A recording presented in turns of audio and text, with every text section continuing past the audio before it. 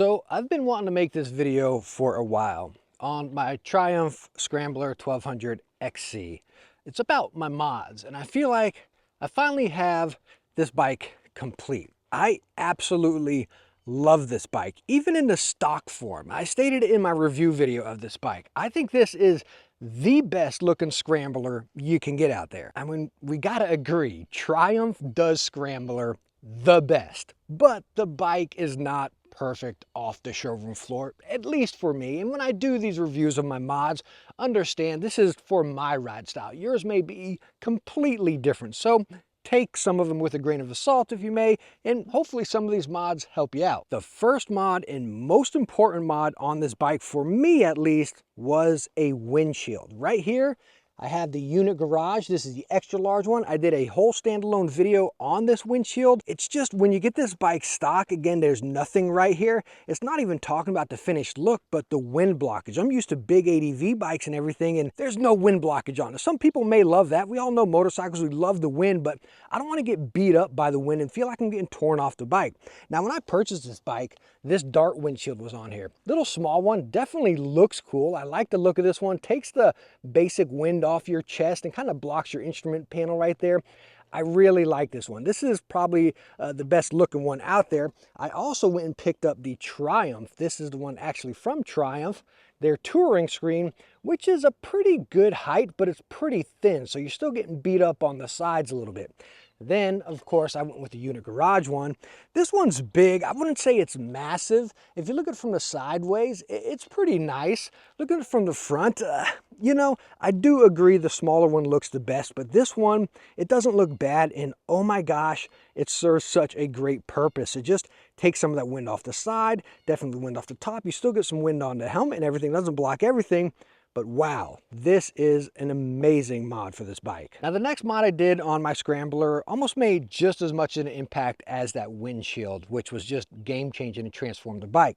But this one is the tires. So here's the stock tire, which isn't a bad tire per se, but if you plan on doing any off-road, and it's really just because these little slit outs here are pretty thin. You got a little bit on the side, but where your main contact is, it's really thin. So it dances around, even if you're on a little fire road, little service road, which is pretty much all I do with my Scrambler. But again, there's nothing on this. I'd say it's decent on the road though, and if that's all you plan on doing, perfectly fine. But I went ahead with these Bridgestone, let's get that out of the way, the Battle Axe AT41s. These are almost similar to what comes on like the Africa Twin. As you all know, I owned one of those before, but I really like this tire. It's fantastic on the road, and it does really good on those fire roads. I mean, you can just gusto it out there.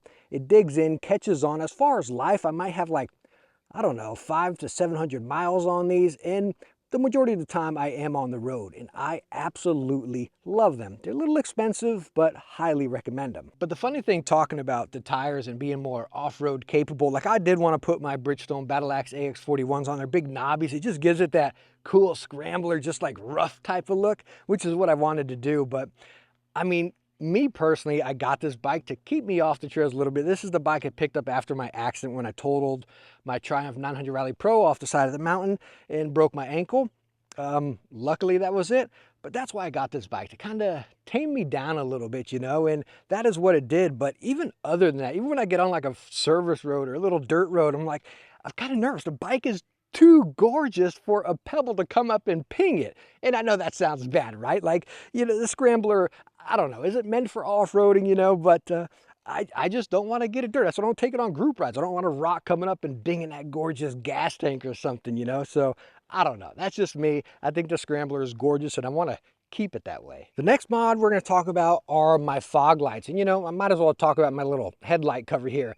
This is actually one off Amazon, I believe. It's maybe like 30 bucks. I didn't want to spend 100 bucks or something on the one through Triumph, plus the one for the Scrambler 1200s is silver and the 900 one is black or whatever. So anyways, I got this one off Amazon, like 30 bucks. By the way, links for all this stuff right down in the description.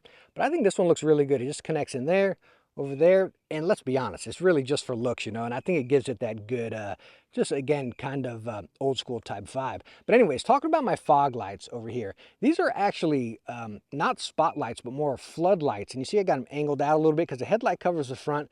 These go out, and I actually wire them right up here to the switch. So you can actually press that, bring it down here. You can see them fire up. These are not the Triumph ones. They actually mounted right here into the headlight, which is not how they're supposed to go. I actually worked with N light, knee light, if I'm saying that right. Anyways, they sent these out for me to test out, and they sent these brackets. So I was gonna mount these around the forks right down here, and I don't know, no matter which way I put them, they just looked kind of too big and out of place down there. So I didn't end up using those, and that's where I found this little bit. I said, okay, this bracket, we can just mount it right here into the side. Let me turn these off. They are blinding me. But anyways, I can plug it right into the headlight there, and I think they work out pretty good. So the main reason I went with these lights is, number one, and most importantly, is they are an incredible savings over the Triumph ones. I believe the Triumph ones are like $350, which is absolutely ridiculous in my opinion. These are around $50. You can wire them right into the wires in the back of the housing of the headlight and control them right by the switch there. So it's almost like a no-brainer to me. Again, it's just going to be looks to you. You can get different lights and still wire them the same, but again, these N-Light ones, they make the spots and then the floods and stuff. And that's what I haven't made up my mind with, is do I want to stick with these floods? They light up the road big time, but they don't shoot very far. I got to make my mind on that one. But again, I think this option is way better than the Triumph ones. Now the next mod being the lower engine guards, or I don't even know if we can call these crash guards, because this bike goes down, again, it's going to hit quite a bit of stuff right here. So we'll call this the engine guard and skid plate, and this was actually on it whenever I purchased it. I believe the previous owner had that on, and it's something I would highly recommend. Number one, the little bit thicker skid plate right there and a little bit of engine protection. I wanted to put the upper ones, but a lot of places where I read, they say the uppers won't fit with the lowers, but then I see people using them.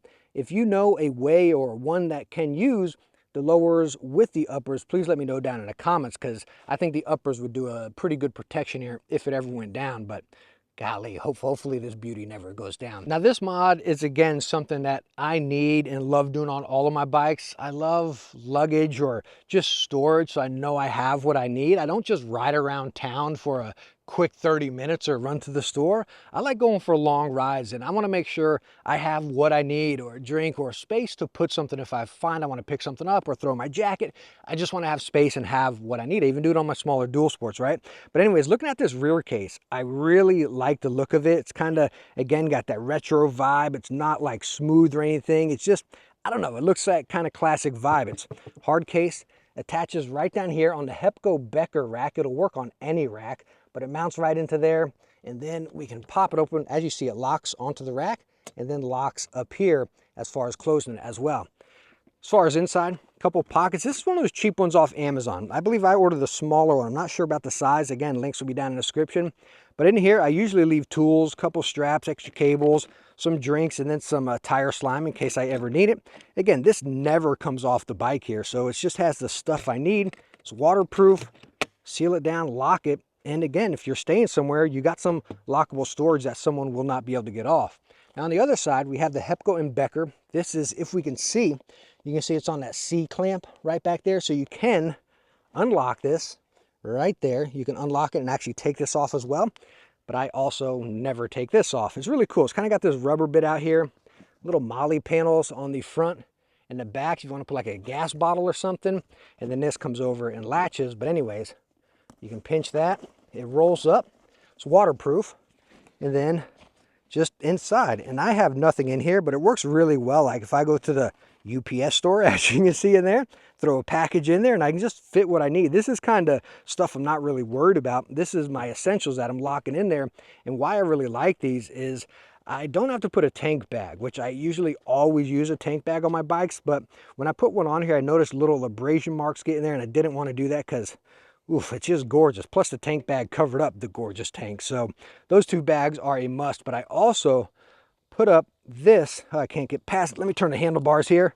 No, is that any better? I put this giant loop little bar bag, and I just keep my essentials, some cables, a knife, and then my garage door opener. Just stuff I need on the fly right up there. A bar bag is just, again, it's so useful because, again, I don't use a tank bag on this bike. Now, then we have two more mods here, and the one I want to mention right now are these bar end mirrors. These are by Fenrir or something. I'm not sure how to say that. They did send these out for me to use and test out, And, you know, I was kind of iffy. I'm like, bar end mirrors. You know, when I bought this bike, if you watched my first video, it had these little round ones, and I didn't like them. I couldn't see squat.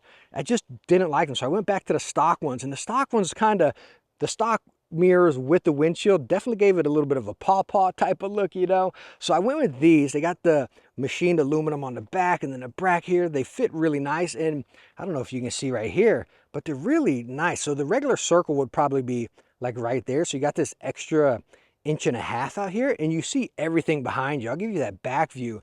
You can see each mirror. I'm telling you what, they look really good. If you come over here, they look fantastic. And plus you see everything on the road, and they're super easy to move. You see you got the little ball joint there. So if you want to just move them around to whatever position you want, it works. And I'm telling you, they're just as good as full standing mirrors. Absolutely love these. So the last mod I have on my bike, I did a standalone video on, so I'm not going to cover it so much. That is this one car stereo Apple CarPlay here. Y'all know I covered the CarPlay ride before and everything. And this is something I was going to test out. I'm like, all right, I'll take it off the bike. But man, it's something I've become so accustomed to. You know, with my Africa Twin, it had CarPlay, and it's a convenience thing. Like, I'm not one sitting here messing with my screen or my phone a whole bunch, but I like having my maps convenient right there, my music. It just makes it so easy, especially me wanting to take longer rides. Got this remote that, again, is useless because the screen's right here and you control everything through it. And you might be asking, why do I have my phone mount if I have that right there? Well, I had to put this here on my last trip because my phone was starting to die and I had nowhere to put it up here. Oh, I did also put that little charge port. If you can see it right here, I put the little charge port in there. So I had to put my phone up here to charge, and I just haven't taken this off. I'm more than likely put a power bank in the back and just charge it that way because I don't like all this stuff up here on the dash. But again, the little CarPlay device is game changing. And if you go on longer rides, it's cheaper than a Garmin. And again, it makes the ride so much more enjoyable because everything's at your fingertips. Oh, you know what I forgot to mention? I did put the tank pads right here, as you've probably seen before. These things are ridiculous. I think they're like $60 or something from Triumph, something like that. But again, it's nice because it pushes it out a little bit. It gives you a little bit of, not cushioning, but again, a little bit of width up there, especially if you're standing up off-road. But golly, I don't know how a piece of rubber can be so dang expensive. I missed one more mod, this little fender extender. And the guy that had this bike before, he actually had this as well, but I looked him up. This is the basic kind off eBay, simple like that. It's got some sticky stuff in here, and it does not stay attached. So I just put 3 little screws in there. I put these on all of my bikes. Again, if you do any off-road, and it prevents them, that splatter up here, but also coming up onto you, especially if you're in sand, it'll stop that from spitting up onto you. So this is, again, a super cheap mod that just changes the ride of the bike. So there is my Triumph Scrambler XC build. I love this bike. It's just one of those bikes that you always want to turn around and look at. Like, I can just sit out here, set up a chair and stare at it. You know what I mean? It sounds weird, but again, the Scramblers just have that with me, you know, especially this Triumph one. It's just, my gosh, it is beautiful. And the mods really transform the bike into what I need, which is slight touring. I wouldn't say I do a long tour on this, but I will do, again, longer rides, 4-hour stints or something, and I'm perfectly comfortable. I have what I want. The windshield makes it much more enjoyable. If I'm on those back roads, the lights, they do it, you know, and none of this stuff breaks the bank. I think, again, that windshield from Unit Garage is probably the most expensive. That's close to like a $300 windshield, you know. That going Becker stuff's a little pricey, but that windshield's ridiculously pricey, and then the tires. So again, none of this is going to break the bank, but it truly transforms this bike to let you stay on it for a lot longer and not be fatigued afterwards. It's just complete. So let me know down in the comments what you think about my mods. What else would have you done, or what wouldn't you have done? I think the most common one I'll get is the windshield. People don't seem to really like the windshield, you know, but again, me being a bigger ADV bike rider, it's something I've come very accustomed to. Even on my little dual sports, I just love a windshield, so I'm not getting ripped off the bike. But again, let me know that down in the comments, and I hope maybe one of these helped you out. Again, all the links will be down in the description as well, and I appreciate you coming by and watching this video. Again, I hope it was able to help you out, and I hope you enjoyed it. If it did, please hit that thumbs up. Don't forget to subscribe, and I hope to catch you on the next adventure. Bye now.